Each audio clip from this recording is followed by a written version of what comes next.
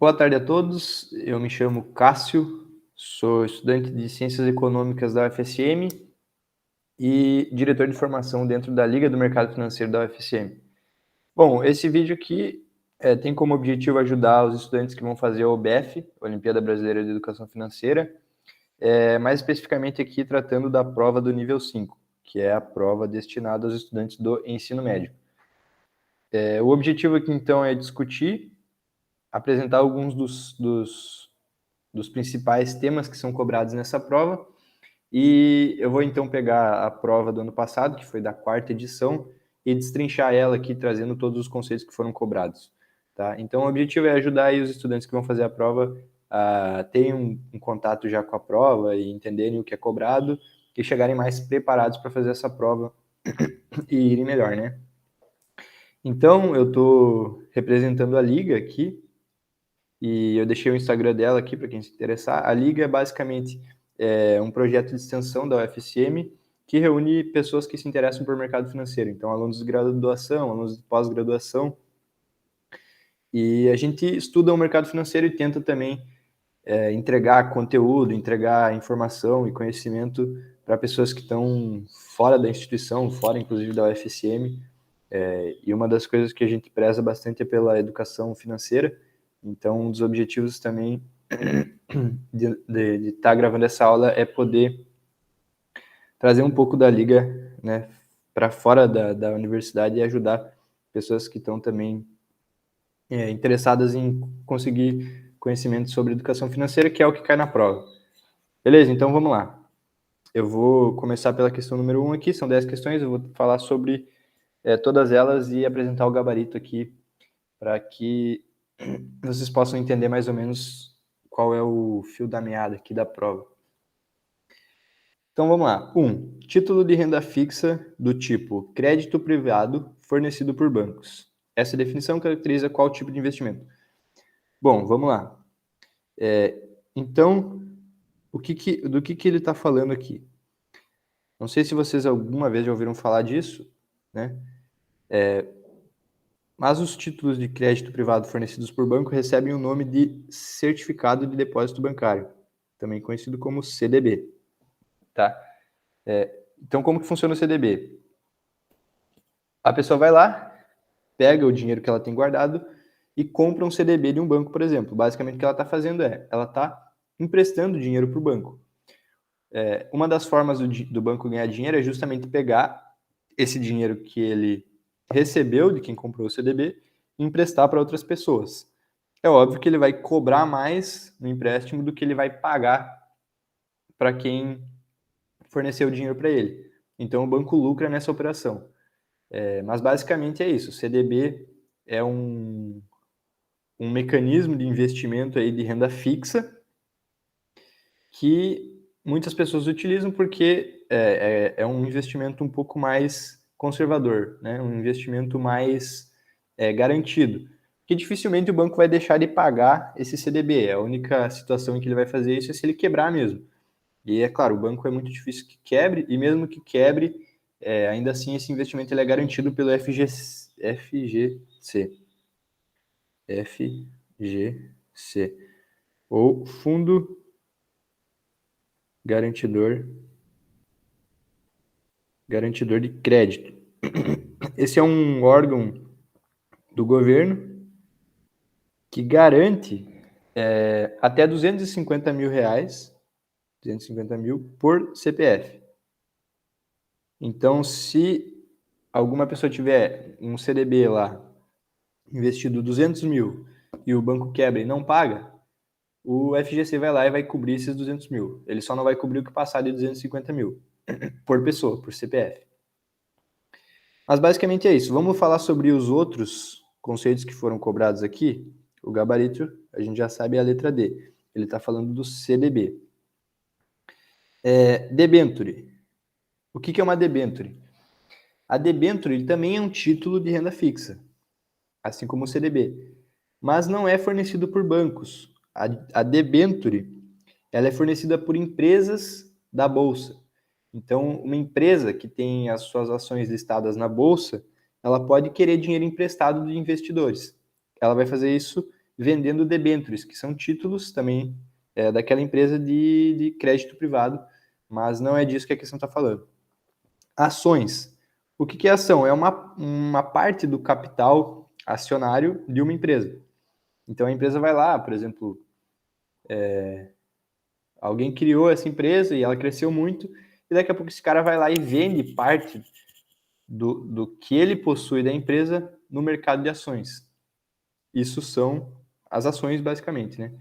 Então, empresas listadas em bolsa, a gente compra as ações. Só que as ações não é um título de renda fixa nem nada disso. A ação é um pedaço da empresa propriamente. Então, também não é essa aqui a alternativa. Caderneta de poupança. Essa aqui podia gerar algum tipo de confusão, porque a caderneta de poupança também é um dinheiro que a gente empresta para o banco. Mas aí não está falando de um título, né? Então, não seria isso aqui. E fundos de investimento?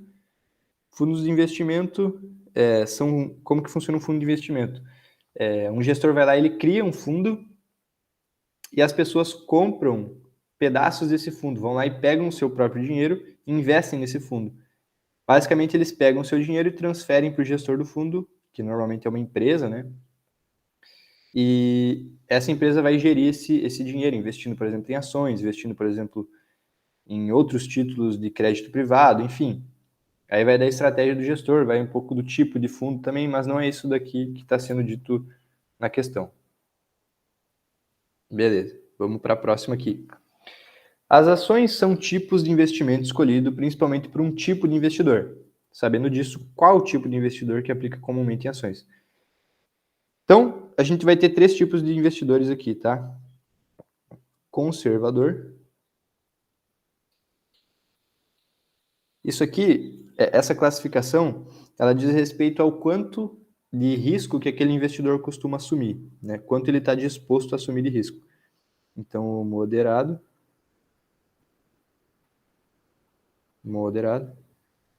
e o arrojado. O que acontece?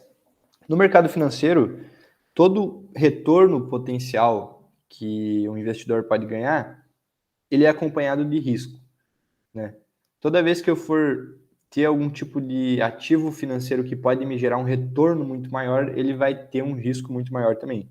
As ações são um exemplo disso, né? Porque as ações, elas são um tipo de investimento mais arriscado. Dá para ganhar muito dinheiro com ações, mas também dá para perder. Então, quem que vai normalmente escolher ações? Quem que vai investir em ações? Aquele cara que está mais disposto a aceitar risco, tá? E falando agora sobre os perfis de investidor, ó, na direção da seta aqui, ó, é o quanto de risco esse perfil de investidor aqui está disposto a aceitar. O conservador aceita muito pouco risco, o moderado aceita mais ou menos, né? Ele fica ali no meio termo, e o arrojado ele busca mais risco para também tentar encontrar um retorno maior. Então, que tipo de investidor vai buscar ações, principalmente? O arrojado, beleza?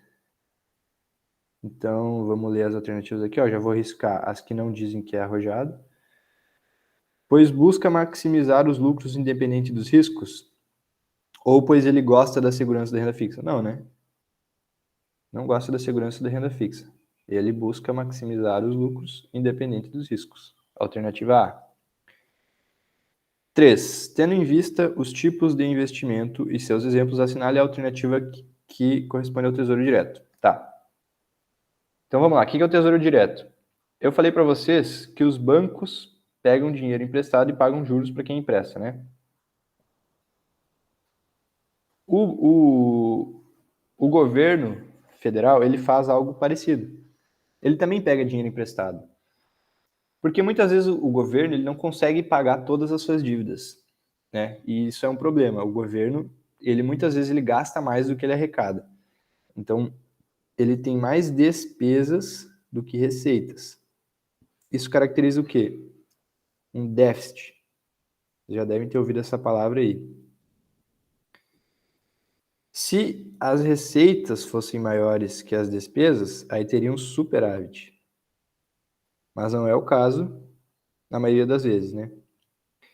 O governo ele arrecada através de impostos, através das empresas estatais, enfim. Só que muitas vezes ele gasta mais do que arrecada. E aí como que ele faz, né? Se ele gasta mais do que arrecada, de onde ele tira dinheiro? Ele pega emprestado. Ele pega emprestado. E como ele faz isso? Através do Tesouro Nacional. O Tesouro Nacional basicamente é essa entidade governamental que administra aí a dívida do Estado, enfim, administra a oferta de moeda também. Mas nós, pessoas comuns, a gente pode ter acesso a esses títulos através do Tesouro Direto. Então eu posso ir lá e comprar um título do Tesouro Direto. O que eu vou estar fazendo? Emprestando meu dinheiro para o governo e o governo vai me pagar uns juros em troca desse empréstimo, digamos assim. Então qual que é a alternativa que vai me dizer isso? O que é o Tesouro Direto? É um tipo de investimento no setor imobiliário? Não, né? Eu acabei de explicar aqui que não é. São pequenos pedaços das empresas que ele descreveu as ações, né? Tipo de investimento em moeda estrangeira? Nada a ver. Ele é um investimento em renda fixa emitido pelos bancos? Emitido pelos bancos? Não, né? Emitido pelo Tesouro Nacional. É um título público, é público, exatamente, e renda fixa. Ele é emitido pelo Tesouro Nacional. Perfeito. Alternativa aí. Próxima questão. Tendo consciência de que cada tipo de investimento tem seus benefícios, o investimento no qual o investidor tem a possibilidade de ter uma alta rentabilidade é conhecido como renda variável, né? Por que acontece? Então vai ter dois tipos de renda. A renda fixa. Opa. A renda variável. A renda fixa, ela vai pagar um valor pré-estabelecido, né? Então ela tem um risco muito menor. Ela tem um risco muito menor. Então, se ela tem menos risco, ela vai ter também menos retorno. É um investimento mais seguro. Qual tipo de perfil vai buscar mais a renda fixa? O conservador, por exemplo. Na renda variável, a gente vai ter mais risco. E também a gente vai ter mais retorno, né? Então, a questão está falando disso, né? Alta rentabilidade. Qual é o investimento que pode ter alta rentabilidade? É o investimento em renda variável. Não é um investimento em renda fixa, renda conservadora nem existe, renda moderada, renda regressiva, nada a ver. Ficamos com a C aí na 4. O que caracteriza um superávit em meu orçamento? Beleza, é aquilo que eu tinha explicado aqui, né? O superávit é quando as minhas receitas são maiores que as minhas despesas. A gente discutiu sobre isso na 3. Vamos ver aqui as alternativas, então. Receitas fixas e despesas variáveis? Não tem a ver com isso. Quando as despesas são menores que as receitas. Exato, perfeito. Despesa sazonal? Não, quando eu faço o orçamento. Não, né? Fazer o orçamento não significa que vai ter um superávit ou então um déficit. Quando eu agrupo minhas receitas, também não. Beleza. Então, quando as despesas são menores que as receitas. Tranquilinho essa daqui. B. A importância que deverá ser paga por um título na data de seu vencimento é denominada de. Bom, essa era uma questão um pouquinho mais conceitual. O que ele está falando aqui é o valor nominal, tá? É um conceitinho aí, que é basicamente o valor do título na data do seu vencimento, tá? O valor nominal é o valor do título na data do vencimento, que é diferente, por exemplo, do valor atual, tá? É diferente do valor atual. O valor atual é o valor hoje, o valor nominal é o valor na data do vencimento. Então, beleza. Teria que saber esse conceitinho aí para conseguir acertar essa. Letra de câmbio? Não, não é nada a ver. Valor atual, igual eu expliquei, não é isso. Desconto não. Duplicata. Então, o que é uma duplicata? Só para trazer esse conceito aqui, a gente já sabe que não é essa. A duplicata, basicamente, é um valor que eu tenho a receber no futuro. Então, por exemplo, se eu vou lá e faço, falando aqui de uma empresa, né? A empresa vai lá e vende alguma coisa parcelada. As parcelas que ela vai receber no futuro, quando a pessoa for pagando, isso são duplicatas a receber que a empresa tem. Inclusive, nos balanços financeiros dela, vai ter lá um termo chamado duplicatas a receber. Então, isso que é uma duplicata. Beleza, vamos para a próxima. Olha aí, ó, apareceu ela, a duplicata de novo. Marcos descontou uma duplicata de 10 mil com uma taxa de desconto comercial simples de 7% ao mês. Sabendo que ele conseguiu um desconto de 4.200, qual foi o tempo de antecipação? Tá. Primeiro vamos ver uma coisa aqui. Ele está falando que foi um desconto comercial simples. Isso aqui é associável ao juro simples, né? Então, quando eu tenho juros simples, o que eu tenho? Capital vezes taxa vezes tempo. Beleza. Quando eu estou falando de um desconto comercial simples, o que é descontar? Descontar, quando eu tenho juros, quando eu estou calculando juros, eu estou calculando o valor que eu vou receber no futuro, beleza? Então, eu estou pegando aqui do presente, vou chamar de valor presente, e quando eu aplico, por exemplo, o montante lá, que eu pego esses juros aqui, um valor lá do futuro, eu vou estar levando esse valor presente a um valor futuro, tá? O valor presente é diferente do valor futuro, porque aqui corre um juros durante esse tempo aqui, um tempo T. Quando eu estou descontando, na realidade o que eu estou fazendo é o contrário. Então, eu estou pegando do valor presente e trazendo, aliás, do valor futuro e trazendo para o valor presente. Isso é descontar, né? O que acontece? Eu falei para vocês que a duplicata é lá o que eu tenho para receber lá na frente. Então, quando ele falou duplicata aqui, eu teria que associar que ele está falando de um valor futuro, tá? De um valor futuro. Então, beleza. Mas como a gente está falando da mesma coisa, eu vou trazer essa formulazinha para vocês aqui, ó. O desconto, quando ele fala de desconto, a fórmula vai ser exatamente a mesma dessa daqui, porque nós estamos falando de juros simples. Exatamente a mesma não, mas qual que vai mudar aqui, ó? Eu vou trazer o valor futuro multiplicado pela taxa vezes o tempo. Muito parecida com essa daqui, né? Muito parecida com essa daqui. Só que aqui eu estou falando do desconto, tá? O desconto. Então, beleza. Agora que eu já sei disso, eu vou botar nessa formulazinha aqui os valores que eu já tenho. Se eu sei que o meu desconto é de 4.200, e o meu valor final é 10 mil, e a minha taxa é 7%, eu quero saber o meu tempo, quantos meses, né? 7% ao mês, quantos meses? Beleza, vamos fazer essa conta aqui. Olha só, cortei 2 zeros aqui, então eu fiquei com 700, né? Trazendo para o outro lado aqui, ó, eu já sei que 4.200 dividido por 700 é igual ao meu tempo. O meu tempo é 6, né?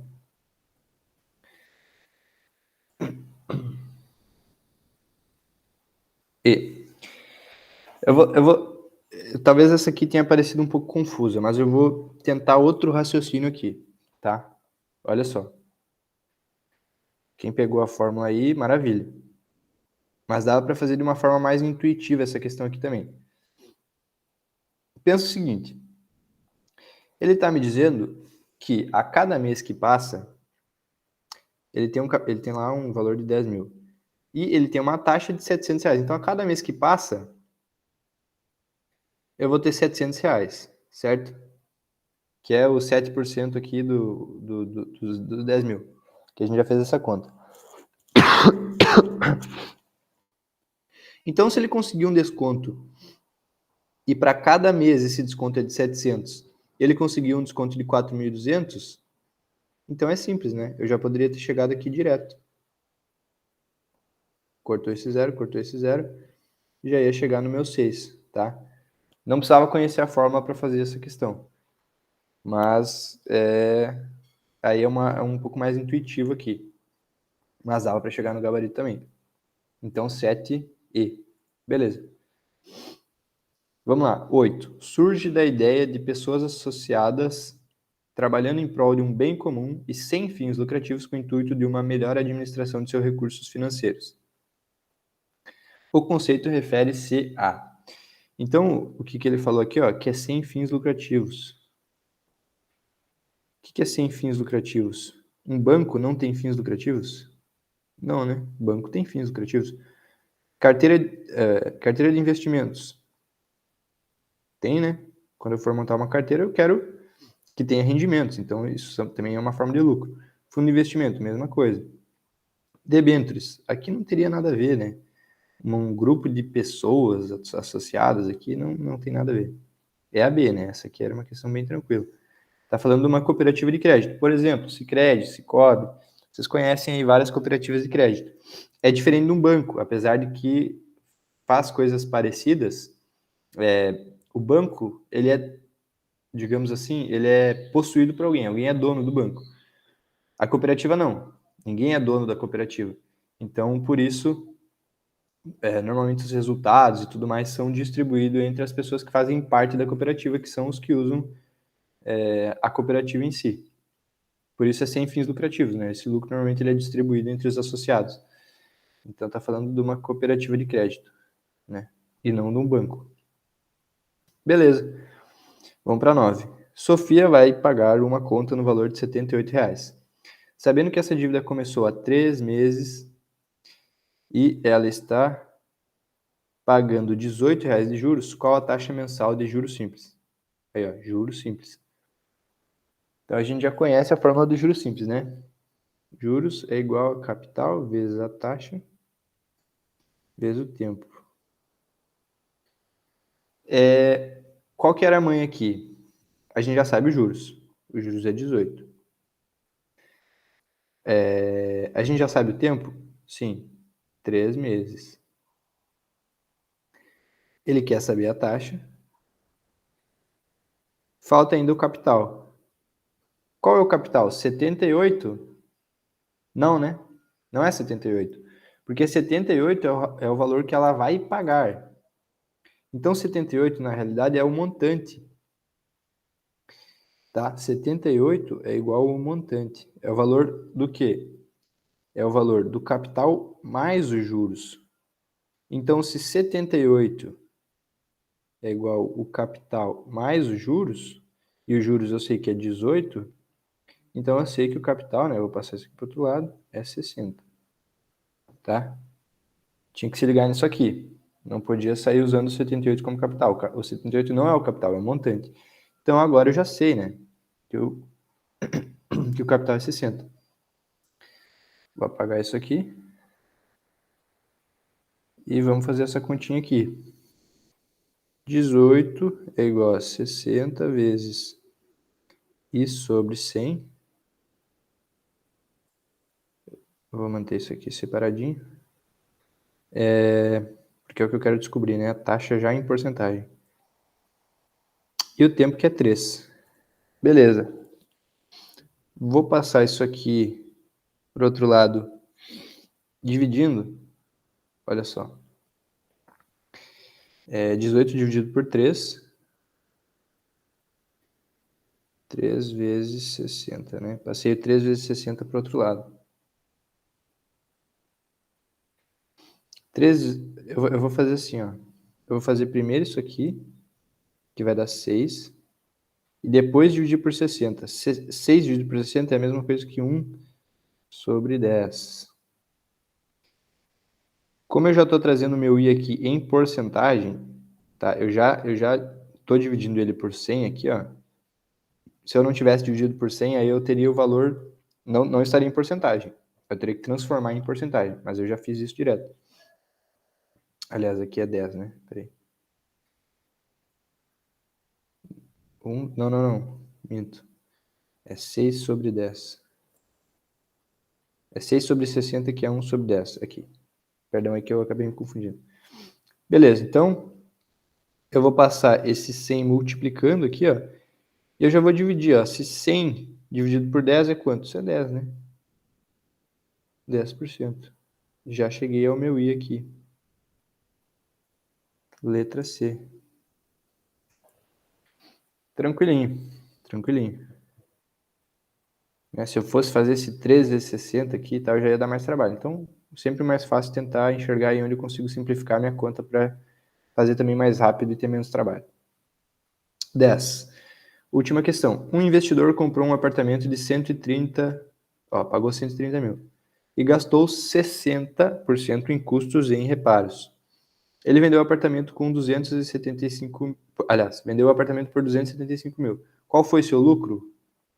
Beleza, vamos trazer o conceito de lucro aqui. Lucro é receita menos despesa, certo? Lucro é receita menos despesa. Vamos supor que eu compro um apartamento ou um carro. Eu compro um carro por 20 mil e vendo por 30 mil. Qual foi o meu lucro? 10 mil, né?